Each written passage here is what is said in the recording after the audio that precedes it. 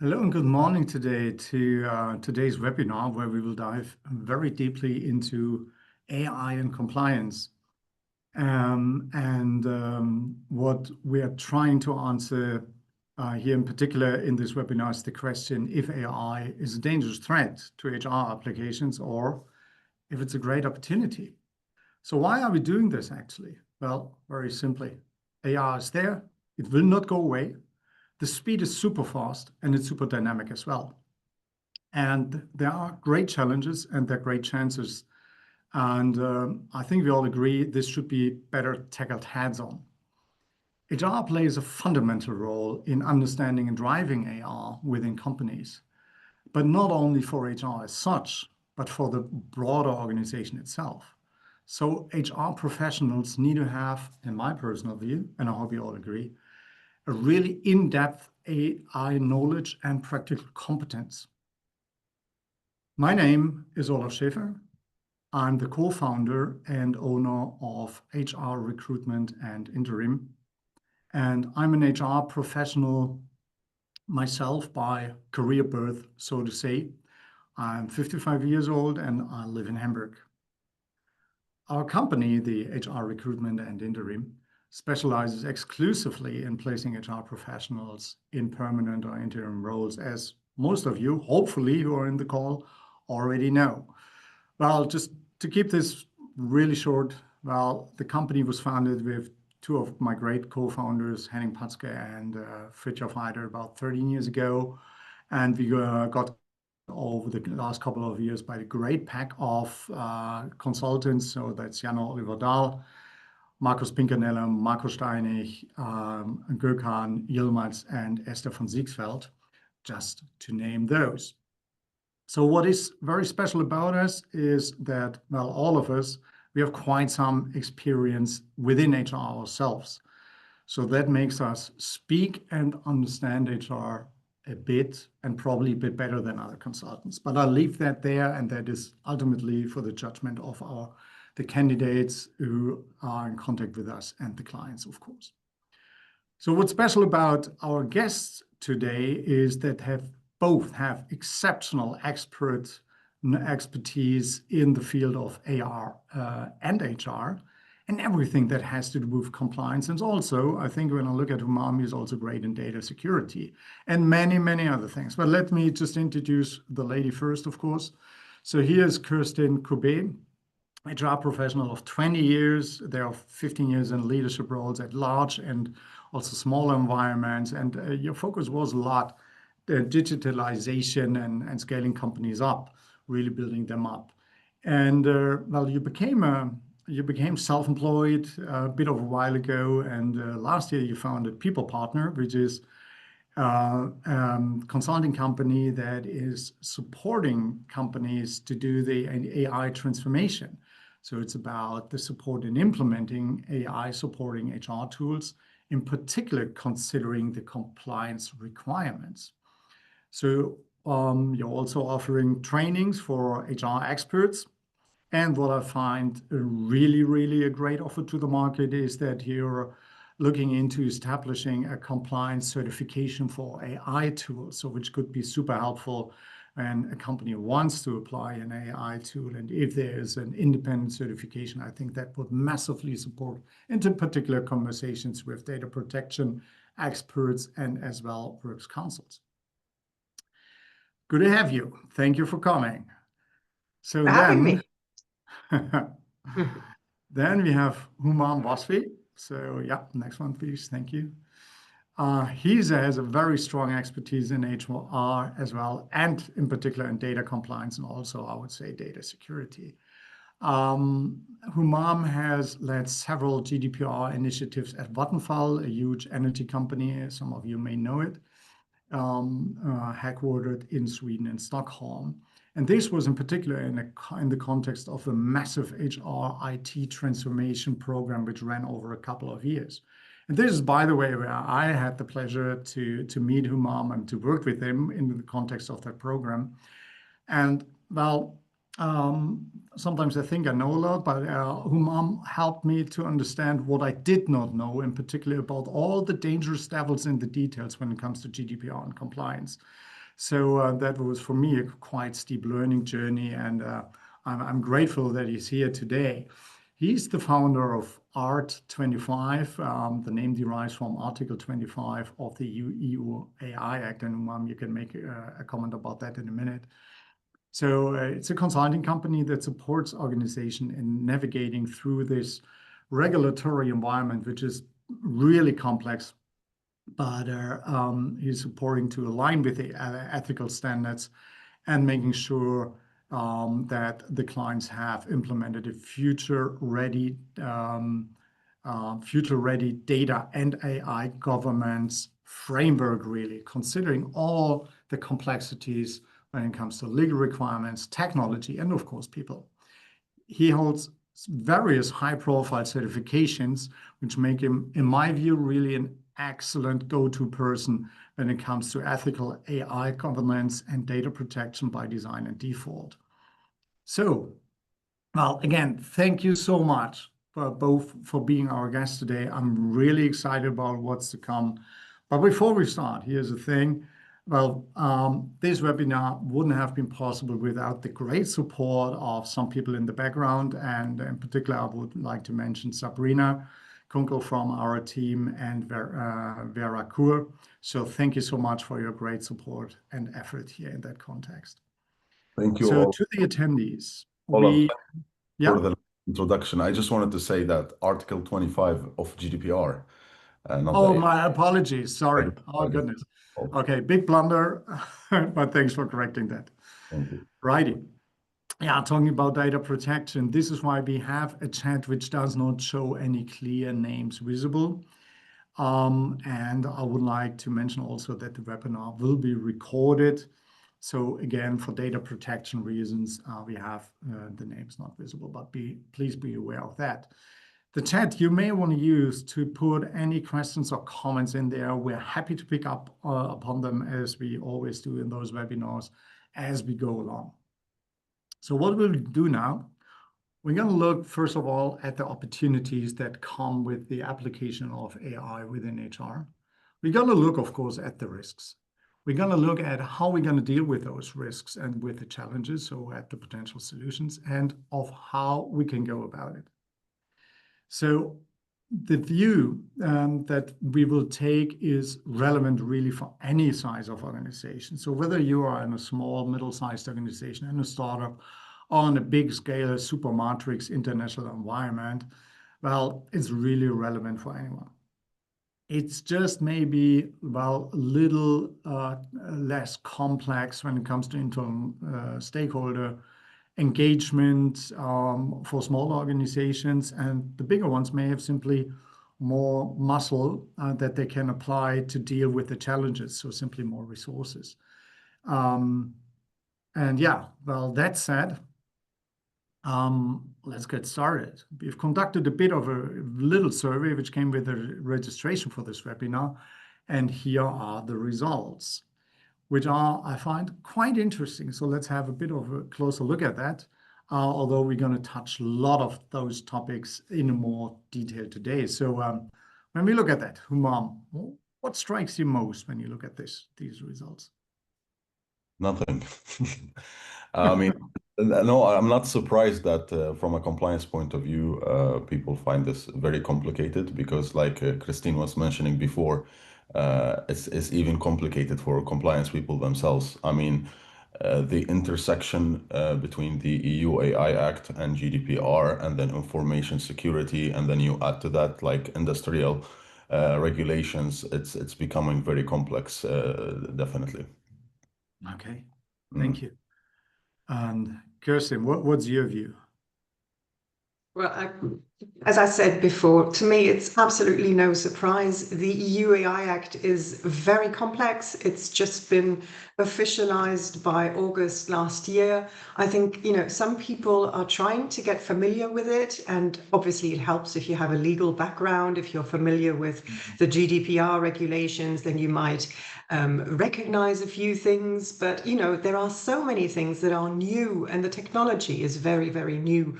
So basically, we need to all get familiar with the framework and start understanding it step by step. Okay. So it seems like you guys saying, well, this reflects a reality you are perceiving as well in your conversations with companies.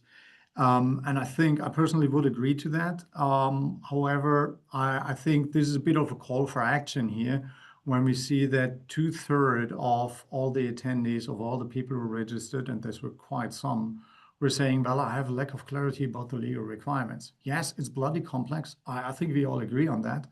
But I think there's a necessity, a burning bridge really, to start to look into this, try to understand that, and try how can you drive this within an organization. I mean, if I was an MD and I'm going to my HR leader and saying, hey, listen, what is it we need to do about this AI thing, right? And I get the answer, well, I haven't really looked into that because it's really complex. Well, I think that would be the wrong answer, to be quite honest. But okay, that's my personal view, and sorry, sometimes I'm a bit provocative. I'm pretty sure about that. So let's leave it here when it comes to the survey. So thanks for that, Sabrina. I think we can skip that one. So yeah. So Humam, in one of our pre-conversations, you stated that the usage of AI, within HR, but AI as such, as we I think all aware of, it's a super disruptive impact. And this is comparable to what the internet brought to us in the late 90s and the early 2000s. So let's have a look at the first place. So why is that? Why is it so super disruptive? And what are the chances that really come with it? Why is it super disruptive? I mean, because it's first of all, it's evolving at unprecedented pace. Like we have not seen any technology evolve so fast, and that is due to its open source nature. And the applications, I mean, they are in every different industry are very much all over the place, and it's going very, very fast. Even for technology people, it's hard to keep up with it. Right. Okay. So it's the speed, it's the complexity, it's super unprecedented. And I think that is quite overwhelming to many of us, right? Isn't it? So when we look at the relevance of those developments, well, the relevance for HR, Kirsten, what would you like to add to that? Because there's plenty of stuff out there, plenty of use cases. Could you give us a bit of an insight from your view on this? Yeah, sure. Well, when I think of AI, basically, I think that it's going to revolutionize everything that we think we know about our value chains in companies. Because what happens with AI is that what we think is currently a human task that needs to be done by a human will soon be automated in some way or other. So we really need to reflect upon every position in a company and take a really good understanding at every position to see what is actually the human added value in the job descriptions that we have.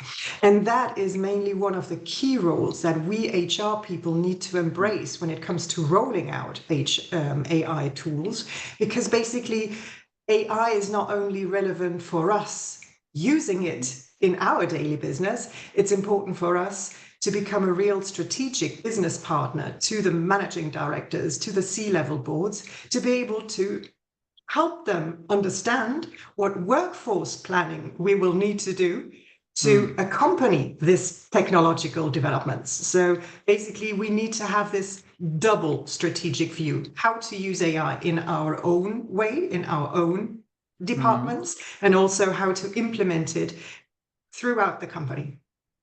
So it sounds like a huge challenge from an organizational development and organizational effectiveness point of view. So that means, let's say, if a hiring manager comes to you as an HR leader and says, "Hey, I got a vacancy here. Can we fill that role?" Your first question is probably, well, what is AI playing?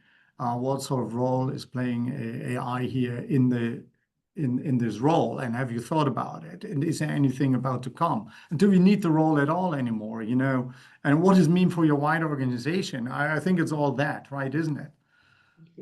Absolutely. It's, we need to understand that basically our entire current approach on demographic change and change of generations will be totally thrown over by AI technology, because we won't need to replace every person that will be retired. We don't need to have this workforce planning approach that we used to have in the past, that, a role needs to be, you need to have a succession plan for a role. No, you don't need to have a succession plan. You need to understand what the role was about and have a projection of what you will need in the future, and then analyze what will be left of the role in the future. And then you do a strategic workforce planning, which is not a replacement one by one. Right. Wow. Okay. Woo. Umam, when we look at the technology that we have here, so from your view, how can it support the work of HR teams? Do you have some additions to that? I mean, the most common example that we see today is in the recruitment area, Yeah. and it's helping a lot with candidate selection. There is also a lot of work in, for example, within the performance area, monitoring Yeah. of employees. You also have uses in onboarding and employee experience also as well. I mean, it's really in different positions. It's going to affect, like, we need the whole analysis, like Christine was saying, of the job architecture in the company, because we're not only looking at HR as a department, but we're looking at the different business areas and supporting functions as a whole. All righty. Let's stay with HR for a second, Kirsten. So, recruitment is the obvious one, right? This is where it all started. Oh yeah, using ChatGPT to write up job descriptions and the stuff. So, do you have some other use cases as examples here where there was a significant HR impact already? Oh, there are so many. Basically, obviously, I guess many of us already started using simple tools like ChatGPT to draw up, basically any job description, any job advert. What we can do with AI goes far beyond that. We have currently a variety of HR tech developments that we observe when we go to HR fairs, which are very much based on AI. So basically, it gets into the entire HR tech industry. And for instance, one of the more interesting things that I've observed are things like knowledge management tools that will help companies, as I said before, replace people who are leaving, to make sure that you get the knowledge that you need out of people's brains and keep it within the company when they leave, and then pass it on to the next generations. That is the type of development that I find amazing. But then obviously there are so many others, like, in recruitment, as you just said, I think we all know that AI technology has totally intruded the HR recruitment tools. It's basically already everywhere. And one of the many things that Humam and I have talked about in the past, and which is really, really challenging for people like us, is to understand how much we can allow AI to take the lead in our recruitment activities, because obviously, and that is exactly why we're here today, there is this EU AI Act that we need to consider, and this doesn't allow us to just roll out AI freely. We need to have an understanding of what is possible and what the risks are. Well, we can look at the risks in a minute, and you're rightly saying the ball is already rolling, and I entirely agree. When you go to the HR fairs, in particular when you talk to the software providers, my understanding is that the software providers are pushing this into the market now, whereas like 1.5 years ago, they didn't have the engineers to build the piece, so they needed to have the resources in the first place. So this is coming now massively because it's a super commercial opportunity for them. So as an HR leader, you may have the one or the other conversation with your software provider who's telling you, hey, this is now AI supported, and then we switch that on for you, and it's all good, it's all safe, right?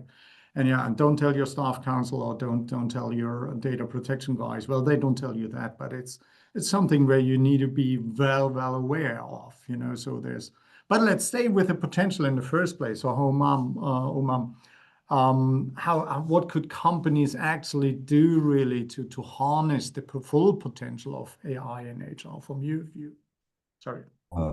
Yeah, like one of the best examples I know, and I cannot mention the name of the company, but I have a friend who's a very smart AI developer, and he was hired by one of the leading Swedish companies in the media sector to basically review their processes and automate what needs to be automated because they come with a different lens, these people.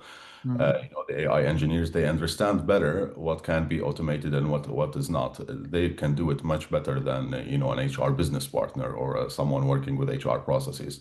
So I would highly recommend to create a relationship with such HR consultants and let them review your processes to see what can be automated and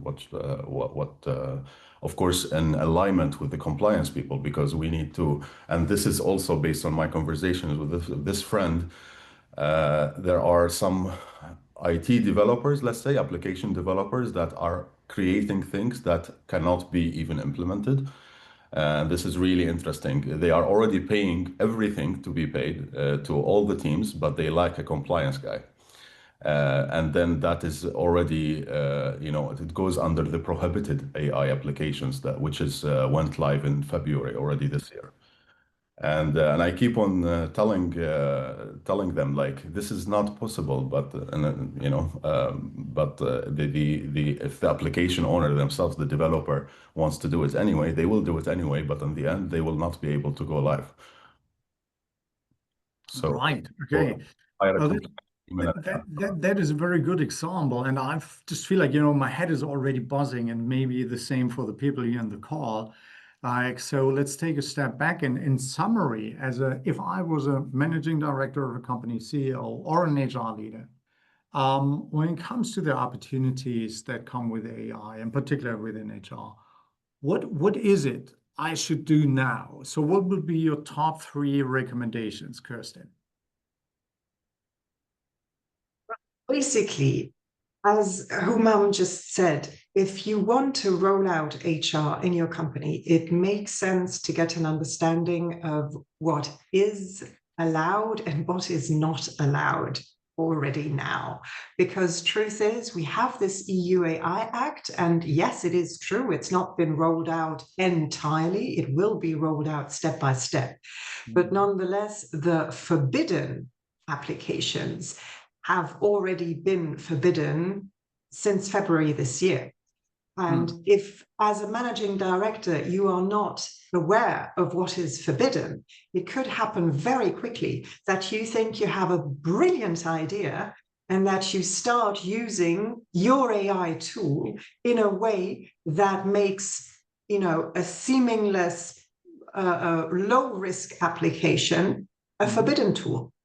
And you would already be liable for introducing a forbidden tool to your company by the rules of the EU AI as of now. So not knowing what the risks are doesn't protect you, as we say in Germany, not knowing doesn't protect you from punishment. So you basically need to understand that the risks are already there and they're very real. So obtain the awareness, and this is why people are here on the call. So that's your actually seems like your prime recommendation. Let's skip the other 2. But that is something that needs to be built up. The scale and the depth of the challenges and the chances need to be understood in the first place. Okay, I understand that. So let's have a look at, because we also got some HR interim managers here in the call who may not be on a project at the moment. What is your recommendation actually to freelancers in the HR field, who, in my view, only a few of them have really got into the topic so far? So what should they do? Humam. I mean, I don't really understand the question. The recommendation to the freelancers. Yeah, exactly. Is it different from what Kirsten's just said? So I get the understanding. I mean, as a freelancer, you're hired for a project. You may be confronted, as an example, just with a business who sales like saying, "Yeah, we get this great tool. It's AI based. and you just ask probably the question, has it been consulted already? Have we a data protection impact assessment on that? And they're saying, yeah, well, we got the confirmation from the supplier, it's all fine, right? Really And depends then, what you get sent away. So as an example, so what would you recommend to a freelancing HR person who's out there who has probably some time to get the knowledge now? it's really depending on what they're working on. I don't think the contract type matters in this case. It would be my advice is just to keep up with the pace. Try to keep yourself updated. I mean, there's all kinds of resources on YouTube, but also on other places. Like I use the IAPP resources myself, Yeah. International Association of Privacy Professionals, to understand. I mean, the same thing we saw with GDPR in 2018. First, you get a very complicated law, and then you get all kinds of guidance from the authorities. Yeah. So also keep the eye on the what the authorities are guiding you to do, and Mm. also same thing from the EU as well, the EU Data Protection Board and so on. And yeah, I mean, and because we were speaking before about like the prohibited AI use, some things that the developers are working on that cannot even go live. But if they are also in the high risk criteria, which is very likely most of the HR applications will be, uh, also ensure that you have compliance people with you at the outset of the project, Mm. because you cannot design something and then try to go back to ensure to the to No, then it's too late, right? insert Right. the requirements of the AI Act, because they need to be really at the Yeah. beginning, both by the provider and by the developer as Yeah. well. But sorry, by Right. the deployer. Yeah. Okay, so really get the hang of it so that you can drive compliance and that you can drive also data security, which comes with it, Absolutely. and that you can drive actually, well, to reap the benefits that can come with the system. But we're going to dive into that a bit more now, and there's already a good question in the chat. I'm going to pick up on that in a minute. So let's have a look at the dark side of the moon. So at the risks here, and there are plenty of Germans in the call, so we do love that, to look at the risk. However, okay, fun aside, there are plenty of risks really associated with the use of AI within HR, particularly because it's all high risk, as we all know. So, Humam, could you just give us a bit of a glimpse? What are the key risks associated with the use of AI in HR? I mean, of course, when it comes to the risk of bias and the risk of, I would say, the risk of incompliance, the fines are very high as well. So with regards to GDPR, the fines were 4% of global annual turnover, Mm. and we saw crazy numbers when it comes to GDPR fines. Now we're looking at 7% when it comes to the AI Act. So of course you have also reputational damage. You have lack of trust as well. All of these are very real risks, and I don't think any company would want to be, facing those. No, not really. So, Umam, how can it be ensured that an AI system is operated ethically and legally compliant? Like I said, ensure that you have compliance people that are qualified and fully understanding the AI Act to be a part of the project from the outset, so all the way from the analysis phase. First, to look at the concept to see if this is something that can even be implemented, because, like I said, I mean, sometimes they're investing time and resources into this, and the idea is not even possible because it goes under the prohibited like AI uses in the EU. Or if it's high risk, also the same case. It needs to be all the compliance requirements needs to be considered from the beginning of the project and also during the design. Very important. Keeping track of the various like even like having a risk management system and human oversight, log keep, Mm. and ensuring the right cybersecurity measures. All of these are requirements under the AI Act. Record keeping. And like as we always see in compliance, and I really love this about the EU regulations. Even if you do the requirements without documenting them, then you are also in compliance. So you have to document everything to ensure accountability as well. Right. I already hear the voices saying, well, that's even more bureaucracy. Well, this is not really adding any value. Well, I understand it's actually avoiding a risk, and which could be a substantial commercial one, as we've seen with the fines that came with GDPR in compliance. But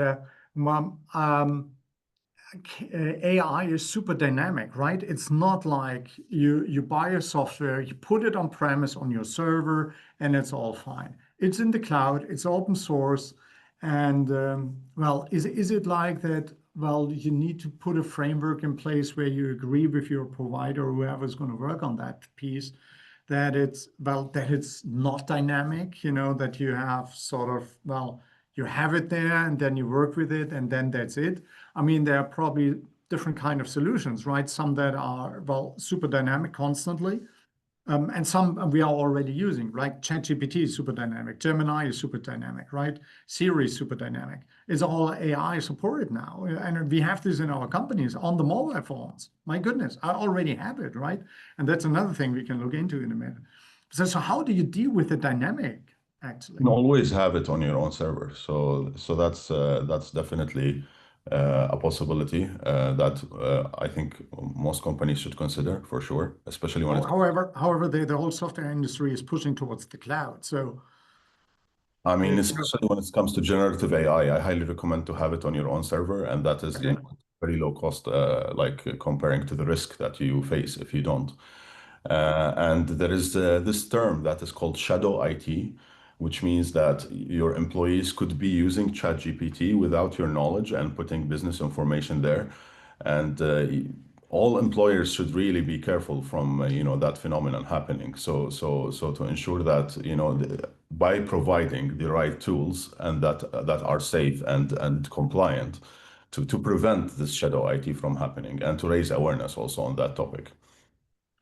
Right. Well, I truly believe it's already out there. It's not really under control in many companies, possibly. I mean, there may be policies, and some may be in depth, some may be sort of a high level because we need to see how we deal with this, like framework IT regulations, a bit in that sort of character. So I'm Kirsten. So when we look at specific examples, and there's a good question in the chat, which is asking, hey, do you have an example of a prohibited AI HR tool available? So if you could give that, and if you also could give us a bit of an understanding, so what are very specific examples from your experience has already led to issues using AI tools within HR? Basically, I think what we need to understand, and I'm not sure everybody has already had this approach to the EU AI Act. There is a risk classification in the EU AI Act, and you have 4 categories. And as we said before, the forbidden category is already in place. It's been rolled out, so it is valid as of now. It's been valid since February this year. Now, what does forbidden mean? Forbidden means that indeed you cannot, in any case, use AI in a certain context that is related to these areas. And one of the things that affect us, particularly in HR, are things like emotions in the working space. Why is that? Emotions in the working space is currently, if we look at German labor law, a gray zone of things that you can take a look at if you have a good reason for it and you can justify this reason. Then you may take a look at people's performance, and you can even decide to take a look at things like emails of your employees in the customer dialogue, for instance, to make sure that you, for instance, work on your professional approach in the customer service area. Now, if we look at an approach like that, it seems like something that, could reasonably be done in Germany according to the German labor law. As soon as we start using an AI-based tool that will analyze emotions that are linked to a certain interaction. So basically, imagine an AI tool that would check all the emails and analyze them regarding emotions like friendliness, being proactive, being rude, maybe not finding the right tone. So these type of things may seem just like that, possibly compliant with German labor law. They would not be compliant with the EU AI Act. Why is that so? Because it is emotions. And when we talk about emotions in the working space, the line is very, very quickly crossed. And we need to understand that it's not only biometric data, it's not only things like your facial expression or, things that we typically associate with biometric data. It can be emotions that are described in a verbal or a non-verbal way. Whatever is the basis of the AI analysis at the end of the day, we need to have a very close approach of whether it analyzes emotions. And if it analyzes emotions at the working space, then you are already in a forbidden area. Right. Ooh, okay. So if sales comes around the corner saying, hey, I got this great thing here, it's going to help to drive our customer satisfaction, well, you're probably going to slap them on the fingers, right? Goodness. So in recruitment, as we said, recruitment has been the first use case really, and there are plenty of tools now integrated into the application tracking systems, right? So what are the issues here we've already seen, Kirsten? Basically, the recruitment area typically falls under the risk level below the forbidden system, which is called the high risk level. So what does high risk actually mean? High risk means that, especially when we look at HR, it means that an AI is involved in a selection process that will affect people directly in their professional opportunities. This is basically the job that we do as HR on a daily basis, be it in recruitment, be it in assessment centers for internal career developments. We decide upon whether a person will be promoted or selected for a certain professional path.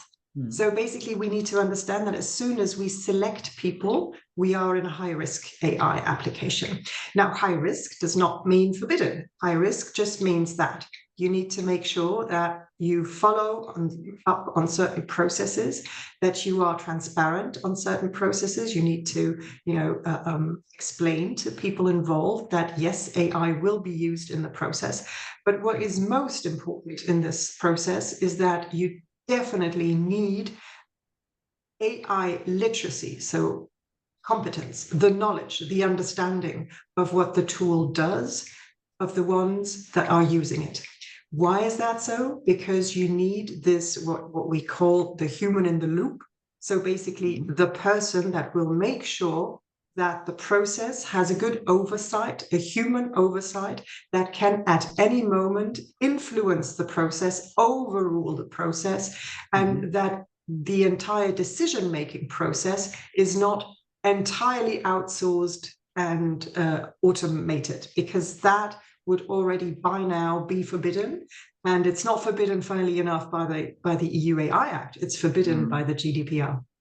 And so basically, there is a very, very thin line between automating processes and relying on them blindly. Right. So what I understand from that, I definitely need to have a designated role, the human interaction reviewer, checker role, whatever it is. So if I was an HR leader and if I was about to use AI in the recruitment area, I probably can be careful with the promise on FTE savings, right? On headcount savings, because I need to have that role installed. So I need to be very mindful that this requires human interaction still in some way. So the efficiency gains may be compensated by what still I need to do to be legally compliant. Well, hopefully not. Well, it depends on the size of your organization, doesn't it? Wow. That's the good news for us HR people. We will, even in the future, have positions that will be needed in the company, because what we do needs an intense human oversight. We cannot, or we don't want to, which is even better in the EU, we do not want to automate processes that select people. So HR people will be needed in the future. So that's the good news of the meeting. The roles will change is what we already learned, so work will be different. It's not gonna take all the jobs away, but the jobs will be different and new qualifications will be required. Understand that. So coming back on what's prohibited, I take away prohibited is anything that has to do with analyzing emotions and making something out of it, right? Absolutely. And why is that, Humam? Can you give us some insight on that? I mean, I would say, well, it would be good if I have a sort of a neutral authority who could sort of do a bit of analysis on that one. Yes, I do agree. Emotions may come with the mood of the day, and they may have nothing to do with people in the workplace or the things I have to do. But still, I mean, it's a great opportunity. And why is it that this is prohibited, actually, Humam? I mean, AI tools are super powerful, yeah, and they are already much more smart than humans in many cases and many applications, and they will be very soon far exceeding our intelligence. So if you take that and you combine it with exploitation of vulnerabilities, for example, or combine it with the manipulation of behaviors, then of course we're looking at, I mean, the real risk that scientists are talking about are also AI taking over humanity as well. So I'm very happy to be in a continent that is really forward looking and doing things that are future proof and such by providing such comprehensive legislations. Well, good. So again, if I was an HR leader or MD, what is it? What is the key pieces I need to take away when it comes to the risks? What's your recommendation, Kirsten? Well, first of all, make sure that you gain AI literacy. That is the basis of everything, because as soon as you understand what the risks and what the chances are for your company and for your own department, that is the starting point of everything else that comes along. Then you will be able to support your business as a strategic partner and raise flags at the right moment when your managing director comes along with a fancy new idea that he's just had and that he wants to roll out. Then you can flag whether it's going to work, whether it could be risky, whether there will be some risks entailed on the long run. So basically become this strategic partner for your managing directors in the future and embrace this role. That's the best thing you can do. Right. So, well, let's turn the view to the light side of the moon, so to say. Let's have a look at what can be actually done to tackle the risk. But Umam, sorry, you wanted to add something? Yeah, I just wanted to add a comment with regards to the literacy, because when we looked at, for example, GDPR, I think most companies did like an annual training or every second year. So first you do like a comprehensive training, and then you send reminders to redo the training once a year or twice a year. I don't think this is going to work anymore for AI. I think the frequency needs to be maybe like if you want to take it easy, you need to do it quarterly, because things are developing at a very, very fast pace, and it's only getting faster with the development of AI.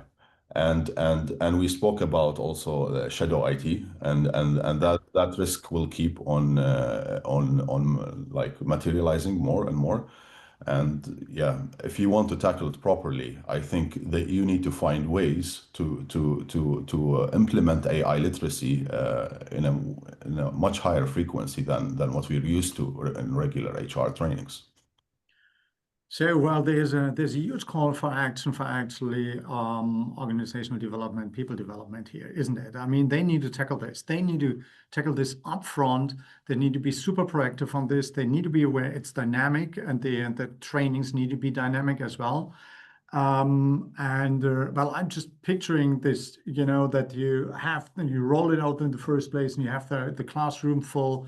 sitting there or whatever is on the screen, and you realize, well, half of the people already, sort of bored. Yeah, we already know. And then you know what's already going on in your company without you knowing it, but with you suggesting, and you're probably sort of have an idea that it's going on. I mean, let's face reality here, right? So yeah, there's a good question is, if there's a recommendation about how to gain AI literacy, well, any institutions, classes, educational programs. I do understand when it comes to HR professionals, Kirsten, that is what you actually with your company do offer. So here you got, so the person who has put this comment in there, well, you may want to link up. Well, you can link up with any of those people in the call, of course, and link up with them on LinkedIn and ask the question, and then start a conversation about that. And that's what I would recommend. There's certainly stuff on YouTube, there's stuff on LinkedIn, whatever you can get. However, it's not just, as Humam rightly said, I think it's not just, it's a one-off. No, forget it. That's not it.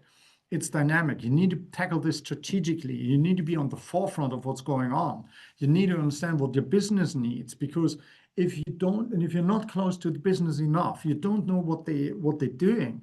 And then all of a sudden in the background, something's been implemented, and your works council member steps on your foot and saying, hey, listen, I just heard in marketing they're using this. So have you heard about it? So what do we do with it?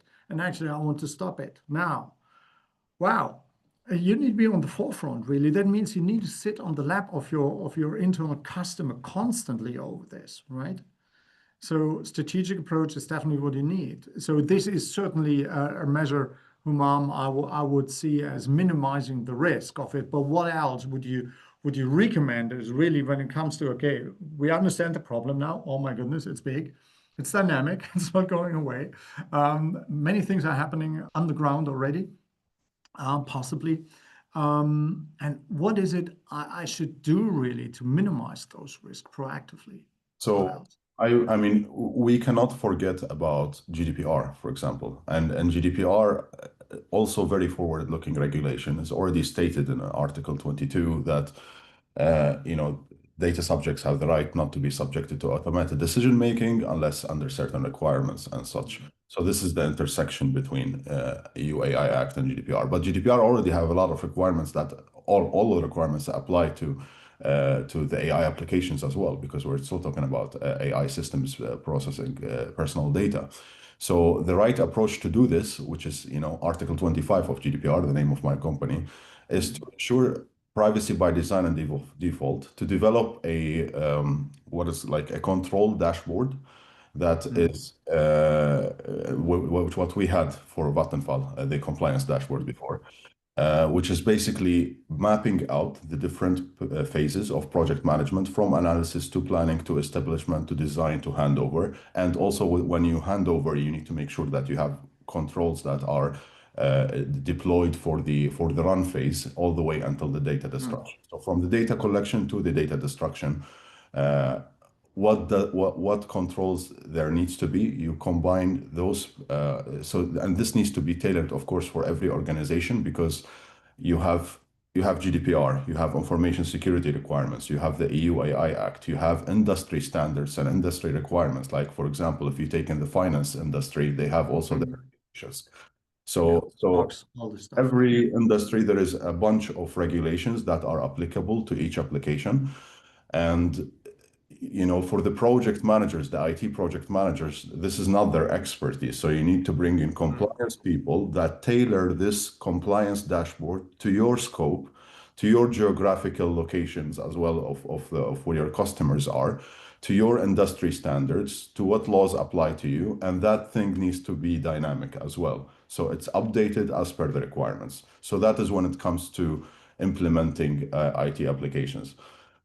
When it comes to AI literacy, we said with the resources, we need to have AI literacy, and also for the organizations, because they are already having a lot of AI applications, and they might not have done this privacy by design approach, which is the industry best practice, of course. Then I would recommend the gap analysis. So today, book a gap analysis. take a look, reconsider what you do things, ensure that the privacy by design process, also including updates and penetration testing, is included in your change process. Yeah, good luck. Well, that sounds good. Like it's a tremendous amount of work that probably needs to be done, and that may be quite challenging for small organizations to tackle that. So they most probably need to have external support on that if the internal resources are not there. I would like to dive a bit deeper on an aspect of data security actually. Because, well, again, you may have, I mean, your recommendation understood it should be on premise, but that's probably not going to be a reality for many companies because if their, let's say, if their IT policy or governance is predominantly or the strategic direction is cloud wherever possible, right? You probably have no chance because IT may overrule you. And as HR, you may not have the power to overrule that. So anyway, you need to live with that, and you have a system which is open then ultimately in a way and which is pretty dynamic. But I would like to dive a bit into the data security piece here because well, any system can be sort of penetrated from the outside, right? It can be hacked and it can be manipulated. So what is it you would recommend actually in the context of HR, IT, AI transformation projects? What is it companies definitely need to do and need to ask also providers to bring to the table as proof that the system was or is sort of bulletproof?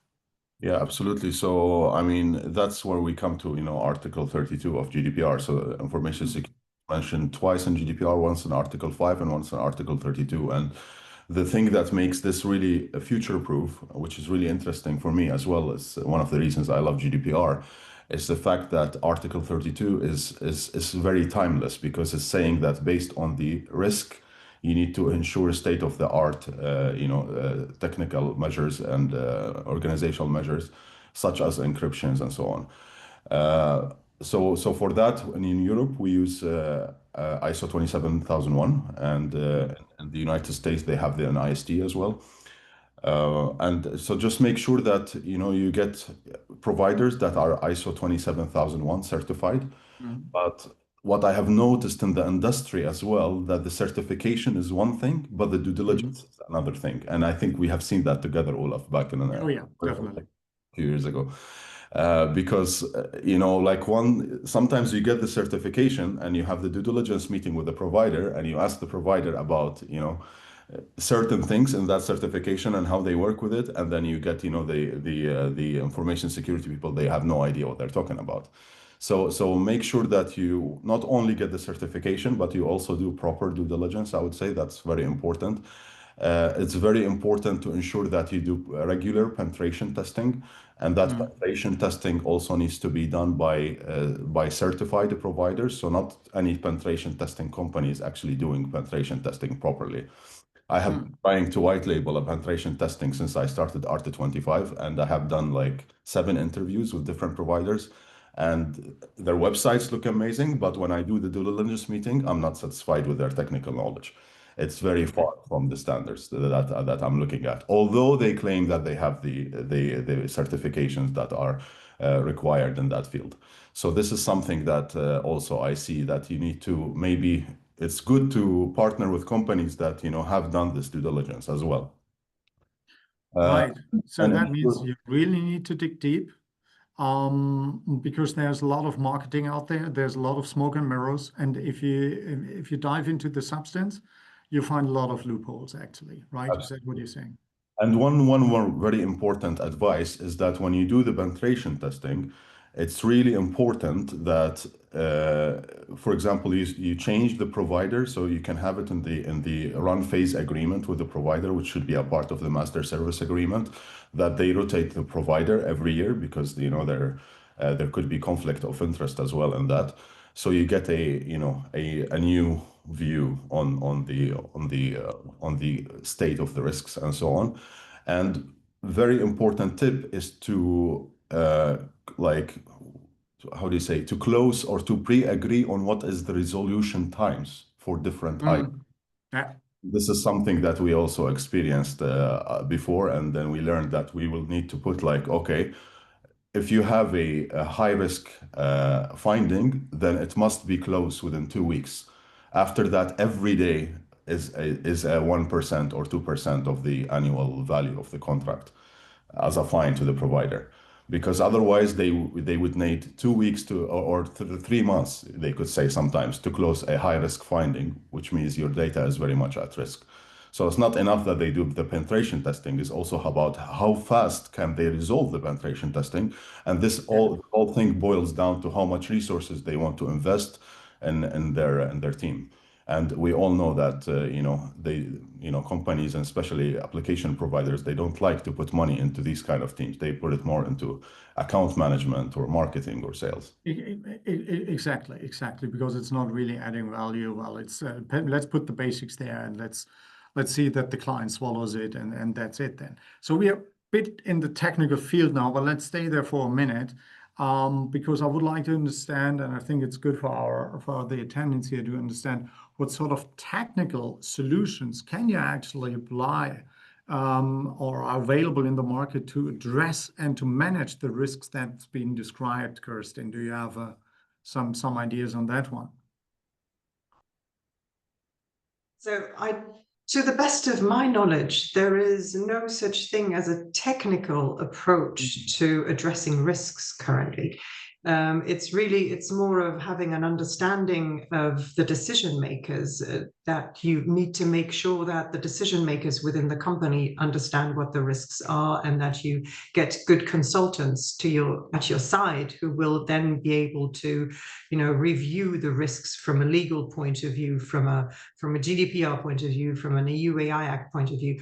But it all starts with the managing board needing to understand what is allowed, what is not allowed, what can be feasible and what not, because at the end of the day, they will be the ones making the decisions.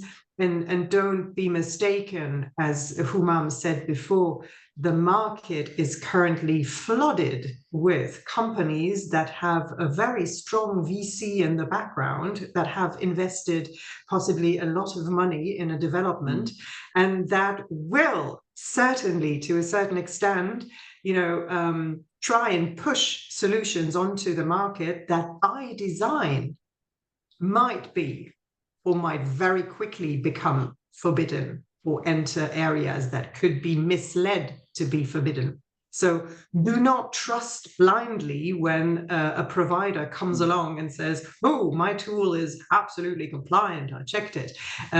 There is a lot of pressure from the VCs in the background, and if you are in doubt, and you should be in doubt, because basically currently we are all in doubt, even people who try to find out what it's all about are in doubt. You ask 3 experts, you will get 4 opinions on things. So basically be careful, ask for support, find good consulting companies that work with GDPR experts, legal experts, and that can have a technological approach, a legal approach, a data protection approach. But also when we talk about HR, and I think that's basically the core of the audience, when we think of HR, it's not only just the GDPR and the EU AI Act, it is also the equal treatment that we need to bear in mind. That's equal treatment is, as we know, it has been in the past, an area where we have found applicants to do so-called equal treatment hopping legal cases, where basically they would apply to a position just to challenge why they had been refused. And I do expect it is a matter of time, few months, before applicants start to realize that an AI-based recruitment tool where people have not been trained to work with properly is a perfect way of asking for a legal suit and challenging the decision based on the equal treatment agreement. Well, it seems like there's a new business model out there, but actually we would not like to encourage that. However, well, as companies choosing HR AI applications in HR, you need to make sure this is not a risk you have. So, however, I would like to outsource the management of that risk actually. I don't want to buy it in the first place. So, how could AI regulation already be integrated into the solutions I'm getting? So, is there anything available on that, Kirsten? You got an idea about that one? Obviously, as you know, we are currently developing certification processes for HR tech. And I think this is something that will in the future be requested by clients that are aware of the risks, and you should be aware of the risk as a client. So if ever you have an HR tech company pushing you to,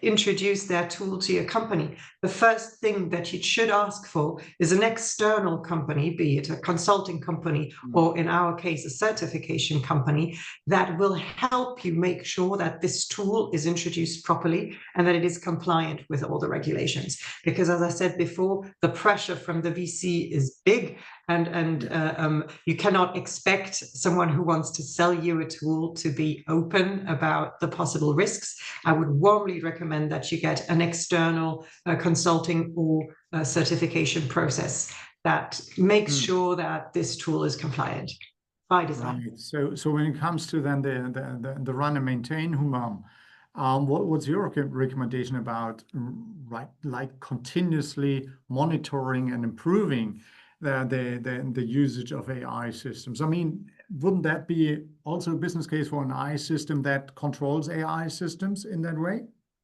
So the same thing we did, with regular application, to have a run phase agreement with the provider of the AI as the deployer, to ensure that there are certain checks and controls. There are also the agreement normally is two-folded.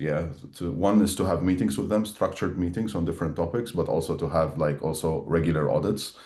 And to ensure that these regular audits cover all the areas that are needed. And this is, since it's a general question, I'm not going to mention exactly what it is, but like we said, for example, penetration testing and ISO certification and things like that. And there are certainly some whatever checklists available and frameworks that can help you to go through, right? Yeah, and that needs to be tailored for the organization based on the scope. Okay, understand. Right. So I also understand that the external view, in case you don't have the resources, is super helpful. You need to have those external audits, and you need to have ideally certifications, right? So Kirsten, any recommendation on the certification piece here? Obviously, it makes sense to have to look for a company that can support you in the process. So the certification part is, if you will, it's more of in the scope of the HR tech developers. So basically, if you yourself are developing an HR tech solution or invest in an HR tech solution, make sure that this company gets the support they need so that by design they make the right choices. Because as Humam said before, the worst thing that can happen to a company is that you invest 6-digit figures in a tool that at the end of 1 year development turns out not to be compliant. So do things rightly by design, get support from the beginning on.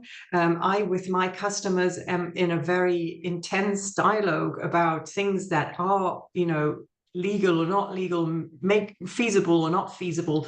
And it is challenging for us, even as consultants, because, there are so many people with great ideas and they have very positive ideas and the best of intentions. But at the end of the day, the best of intentions can lead to a totally wrong application. So don't trust your gut feeling on these things. You really need to have a deep understanding of the EU AI Act, of all the legal requirements. And as Humam said before, we realized, Humam and I, during our conversations, and that was really, really interesting, we realized that the GDPR requirements are totally different from one country to another. And because the legal framework surrounding GDPR can vary from one country to another. So our intuitive understanding of what is legal or what is not legal is very much culturally biased or filtered, if you will. So things that could be totally normal for a Swedish company to ask for would be totally forbidden in Germany to ask for in terms of data. And this goes to show how if you work as an interim, for instance, for an international group, and you are responsible as an HR person for different entities of an international group, you have to keep all these things in mind when it comes to introducing a new HR technology throughout a group, because things will need to be assessed differently in Sweden than in Germany than in another country. Excellent. So never a dull moment, right? However, I think what I think people can take away here, and Human, just bear with me a sec. What people should take away here is one thing is, I think, never trust if somebody wants to sell you something, in particular when it's AI. Don't trust. Really dig deep. Have independent sources. Ideally, if you don't have the internal sources, really checking it and dig deep. Don't trust any certifications they show you. Just ask about how the certification's been done. Don't trust that they tell you, yeah, we've done, for example, a penetration test when it comes to data security. Dig deep. You want to see the results. You want to see the findings. You want to see how they tackled that. And you need to ask them a couple of really nasty questions. You need to be really, really, well, inconvenient in a way, but do it with a smile. And as I once learned from an auditor, I think your motto needs to be, I trust you, but you need to verify. Human, please. I just wanted to comment for the audience on something that Kristin said. I think, I'm sure when we said the GDPR requirements are different from one country to another, you meant that the personal data handling is different based on the GDPR requirements. Just wanted to technical comment. Sorry. Obviously. It is, the difference for us non-GDPR expert is really difficult to understand. You would be surprised, but it doesn't come intuitively if you are not familiar with GDPR. To me, it was, and we realized that in our dialogue, to me, it was a very, very big surprise. And really, I was really surprised to understand how data is handled in Sweden, which is totally compliant with their legal local framework, but that absolutely doesn't meet or match with my expectation as a German person of data protection as we understand it in Germany. Absolutely. And you guys have much higher standards, which we will try to also raise it to, hopefully. Yeah. Right. So that brings us actually to, well, what I think, when we look now at what do we do with all this, right? So we do understand great opportunities, well, fundamental risks, really. Well, there are some ways how to tackle those risks, but let's take a step back. If you look at a sort of a practical, holistic strategy using AI within HR, what should be the key piece one should do, Kirsten? Well, as I said before, I think it's you need to have a twofold understanding of AI. How will AI impact your own job? How will AI impact the company you work for? And you asked earlier on what role an interim HR person could take in that situation. And I think that is a very interesting question to raise, because I think there might be a few people concerned in the audience. So it makes sense for them to understand what their future role could look like. I think that to a certain extent, AI allows HR people to embrace a totally different role in the company than what they used to do. And especially when it comes to interim, you can, if you have a good understanding of AI, move from being an interim person to really consulting the companies you work for, and thus increasing your market value extensively, obviously, because then you can not only during the time you are there for a few months fill a vacancy, but you can also, implement the change that needs to be implemented, raise things that weren't raised in the past, challenge opinions, inform the managing board. So basically get a much more strategic approach to your role as an interim HR person. And to do that, you should, I think, understand the roles the stakeholders that need to be involved actually in the, well, practical implementation of such a strategy. And I think we heard a couple of roles here already, but just to make it really graspable, so to say, for the attendees, Uma, well, what would be the roles? I mean, we have like data protection officer, we have like whatever the managing director, the works council. What are the roles from your data protection and data security perspective that definitely need to get involved as a sort of a AI task force, as a permanent one, most probably would, as I think you would need. Such an excellent question. I would say the first thing that to build on what Kristin said, the strategic layer needs to be challenged, and they need to challenge the way they do things today. And then we have the operational layer, and that is where change management is happening, especially when it comes to application and HR/IT things. And there we said we need to have a privacy by design. And then we have the operational. And the operational is everything from people that are working on specific systems, like for example, if you have the recruitment on one hand, you have performance, you have services, and so on.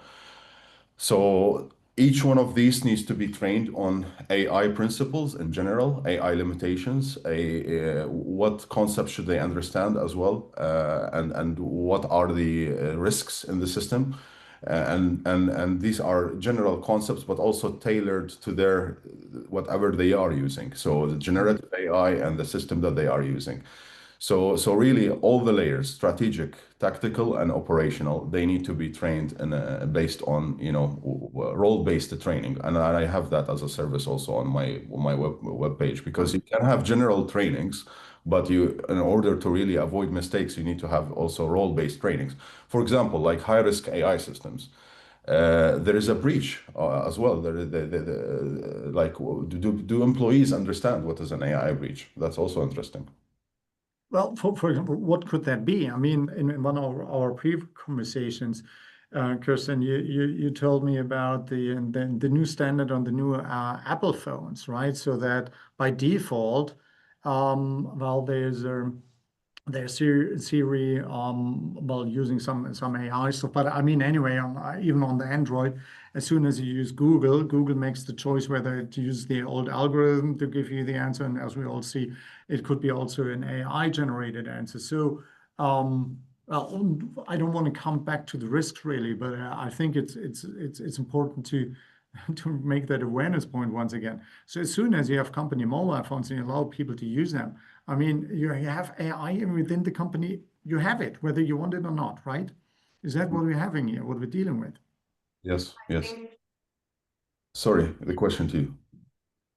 Or? I think that's the key message that if you take anything away from this webinar, take that.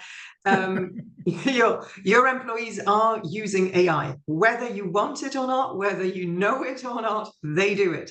Recent studies have shown that up to between 60 and 70% of employees use AI without even informing their employer about it. They are scared of informing their employer. They are scared of losing their own jobs if they do that. They are scared of so many things. So don't expect your employees to be open about using AI. Nonetheless, they still do it. And as you said before, Olaf, nowadays, it is nearly impossible to not use AI in your daily business if you are a white-collar worker. Basically, AI is everywhere. It's in every internet search tool, it's on your mobile phone, and the definition of what is an AI in the EU AI Act is very, very broad. So basically, if I look at my daily work as a white-collar worker, as an HR person, what I do is not feasible without AI. Basically, everything I do is with AI. So that's the first thing you need to understand. And then the second thing you need to understand is that the worst thing that can happen to you is untrained people using AI, because what they will start to do is they will start uploading very confidential company information with very confidential personal data, private data, sensitive data into tools because they just don't think of it, because it seems to be the quick way to do it. And suddenly you will have your sensitive company data being uploaded in a system for which you basically have no data deletion process. So basically, you are already in a huge company risk from a GDPR point of view, and you might even more so become get into a high risk level if you work in HR and you enter sensitive data, or your recruiters use GPT, for instance, to select candidates. And that is being done on a daily basis. Let's be honest, whether you know it or not, it happens. It's happening. So, and there was one question in the chat which was like, well, shouldn't there be a sort of standard AI training for talent acquisition experts? I think this is a no-brainer. Definitely it should be, but it needs to be tailored actually to what you do and what you use, right? So you could not just say there's a sort of a standard training. Well, you may be able to tackle most of it with that, but if it's not actually looking at what are your use cases, what exactly specifically are you doing, your training may go in the wrong direction. So I think that's the answer to that one here. So one last one, more or less, is so we understand you need to have a bit of a strategy, but first of all, do a bit of a gap analysis, right? Get the right people, the right roles involved. Be prepared to invest also in, well, first of all, in the training. A big business case here for organizational development and personal development to be at the forefront of this is a huge opportunity actually to make a difference in the business. Analysis, you need IT guys, IT security guys, GDPR expert, DPOs, so data protection officers. You need to build this constant AI task force actually within the company. And you need to be aware that not every FTE or headcount you're going to save using AI will be really going away. The roles just may change a bit. Well, you may save some money, and you should actually, because that's what the whole piece is for. That's what you invest for. But you want to gain some traction on that one. Human. Sorry, because now I remember something I missed in my answer based on what you were saying. There is a new role that companies are talking about, and that's called AI governance professional. So a lot of the modern companies, they already have that. So and it's the data protection officer, they have also an AI governance professional as well. And also with regards to the roles, I think it's also very important to train the procurement people that are involved in purchasing systems, also to what should they look for and what are the things to check for specifically for AI, or at least to involve the AI GP person as well. Yeah. Yeah, well, the person in the chat just specified the question, and sorry if I misunderstood here. So the question was rather like, well, how the AI is being trained. I mean, this, I think, again, this is a no-brainer. This needs to be understood. You need to be able to make this very transparent, right? In case you are challenged, isn't it, Kirsten, that you need to disclose how the AI, with what sort of data was it trained, and were those data, was there bias check, and so on and so forth. Am I right? Absolutely. And I just read the question in the chat, and that is so very true. There is no current standard as to what is being taught in AI literacy trainings. So what happens is that we currently have a situation where basically people tend to totally mix up things. Let me just put it in very simple words. An AI literacy training is not a training upon how to use AI technology. It's not a training that will give you a deep understanding of how to prompt or use, a fancy video clip making technologies.